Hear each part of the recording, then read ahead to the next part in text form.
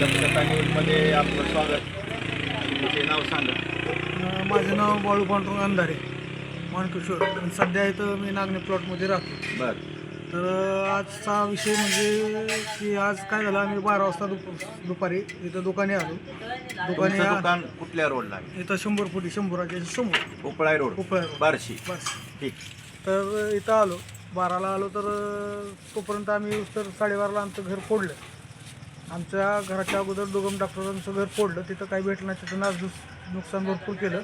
तिथून आमच्या इथं गेले, कुलूप तोडून कुलूप घेऊन पसार झाले. पण आतमध्ये शिरले केले. पण शेजारी आमचे पवार ताई म्हणून राहतात, ते वरती बाल्कनीतनं बघत होते. बरं. तर त्यांना काय केलं की ते थोडंसं संशयास्पद वाटलं. त्यांना काय तर थोडं त्यांना चावू लागली.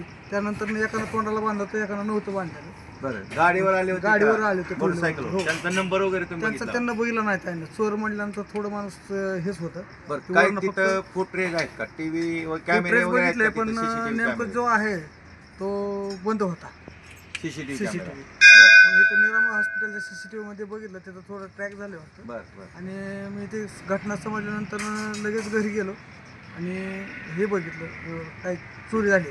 पण त्यांच्या गोंधळामुळं किंवा पुढच्यांना त्यांना सावध झाली ती आणि तिथून फसाद झाली. बरं. टाइम कितीचा होता? एक 12:30 ते पावणे. म्हणजे दुपारचा 12:30चा टाइम हो, होता. अच्छा. आणि तुम्ही तिथे जेवायला गेले होते हो. तुमच्या घरी? नाही बरोबर. नाही हां. नाही, जेवायला नाही गेलो. आम्ही दुकानी होतो. पण त्यांना तसंच वाटलं, त्यांना गोंधळ केला की ते पळून गेले. मग ते इथं निघायला आले सांगायला किंवा असं असं घर फोडलं तुमचं, चला काय गेलंय. बरं. चोरी तशी काही झाली नाही, पण घर फोड नाही पण गुन्हा आहे मोठा. आणि तुम्ही पोलीस स्टेशनला वगैरे काय पोलीस FIR स्टेशनला वगैरे मी नोंद केला का? गुन्हा दाखल तिथं केला का? गेल्यानंतर मी लगेच हे केलं, पोलीस स्टेशनला नंबर लावला.